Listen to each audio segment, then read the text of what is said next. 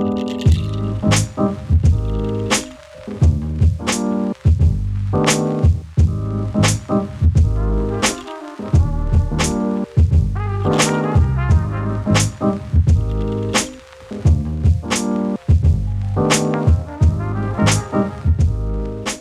one of our recent episodes of the Sustain This podcast, we talked about the difference between fashion and style. Fashion very much tends to be reflected in our society and culture, and it's kind of what we collectively tend to wear during a specific time period within specific groups or similar. Whereas personal style is about how you personally choose to arrange the items in your outfits to feel aligned with your personality, the occasion, and maybe your job. So style is really a form of self-expression, and I think it's crucial to make that shift from being very focused on what's in fashion or what's trendy to really learn to appreciate our wardrobes more and use our garments more. But I do also know that sometimes it's easier said than done to just wear what you have. We all know that that's the most sustainable thing we can do, but what if you find it hard? Like, what if you feel a bit stuck or a bit uninspired with your current wardrobe? In today's video, I wanted to share a simple formula or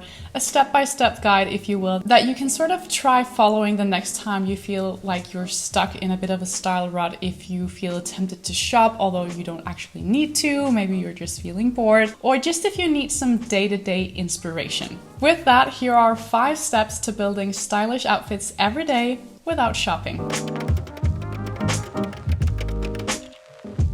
So first thing you want to do when approaching your wardrobe is to pick out a hero piece. This might be something you've heard other stylists say as well, and I really do think it's one of the easiest ways to get started if you just feel super uninspired with your wardrobe. So to me, the hero piece doesn't have to be a statement item. It can very much be anything from your wardrobe that makes you feel excited, stylish, or maybe even makes you feel safe and calm. So based on the situation and what you feel like wearing on that specific day, start with that hero piece and then move on from there. So to me, it could be building the outfit around, let's say, my sage green blazer, or maybe just the sage green pants that go with that blazer. But it could also be that I'm in the mood for wearing a biker jacket or a pair of heeled boots. So really, it can be anything. I think this is also where it makes sense to practice gratitude towards your wardrobe, especially when it comes to more special pieces that you tend to save for a perfect occasion. This is something I'm constantly trying to challenge myself to do more as well. So to really wear and appreciate the more special pieces I have in my wardrobe, because, you know, the risk of never wearing that item is far worse than the potential risk of getting a small stain or similar, something that you could potentially just get rid of with a stain remover or a simple wash. So celebrate your wardrobe, celebrate what you have there. That's why you bought the piece in the first place. So once you've got your hero piece, what you want to do next is move on to the other items or layers that you want to include in that outfit. And I'd probably choose 2 extra items to start off with. So this might be where you could potentially turn to Pinterest if you just don't really know today what you want to pair that item with. So say it's the green pants that they were your hero piece. You could build the whole search on Pinterest around that and say, okay, I need to see some outfit ideas with green pants, and then see if something comes up that you can recreate with things you already have in your wardrobe. If you'd rather just explore on your own, which I think is a great way to practice versatility and creativity within yourself and with your specific wardrobe, think about contrasts. If I choose to wear a pair of tailored sage green trousers, it could be kind of cool to wear, let's say, 2 contrasting pieces to that. This is also where you need to check in with yourself and your 3 main keywords for your personal style and your style identity to make sure that the outfit that you end up with will feel like a true representation of who you are. You might have heard about the 2x2 rule, which basically means that you have 2 items in one style in the outfit and then add 2 items that are contrasting to that. For me, again, taking those sage green pants as an example, those are more of a dressy element. So to add another dressy item, I could add a blazer, and then to contrast with that, I'll add 2 casual pieces. So that could be a pair of sneakers and then a basic t-shirt. All together, that adds up to 2 dressy pieces and 2 casual ones. Also, remember that shoes can really change everything. I've talked about this before, that just changing up the shoes in a look can really make a big difference. Sneakers for a casual touch, heels for something dressier, and boots for something a little bit more cool are the classic examples of how you can pay attention to the contrast of your shoe choice. So try exploring contrasting items to your hero piece that you picked out in step 1. Step 2 is where we add the next items in the outfit.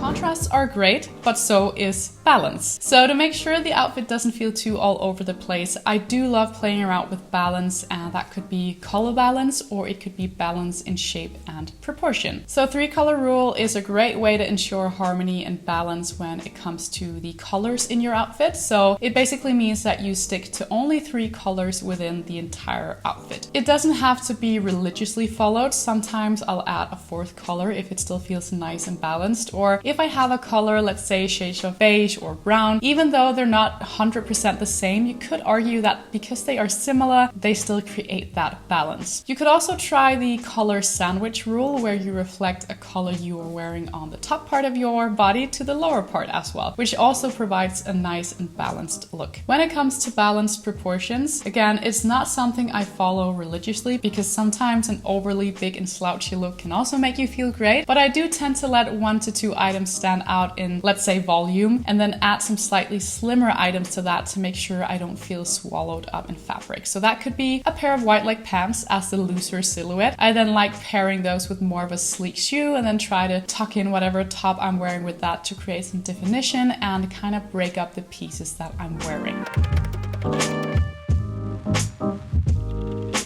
So you've chosen all the pieces you want to wear, you've thought about contrast, you've thought about balance. Now it's time to put the items on. So this is also where you can pay attention to styling, and again, I'd highly recommend checking in with yourself there to make sure that you have your style keywords in mind all the time. Let's say part of you is classic, but a part of you is also quite casual. What you could do there is to take a classic piece and make it feel more casual by paying attention to styling. So instead of wearing a classic button-up shirt strictly as it is, you can leave a few buttons open, you can roll up the sleeves and try a half tuck maybe for more of a slouchy and casual finishing touch. Tucking, rolling, folding, these are all tricks that you can use to add extra character and interest to your outfits.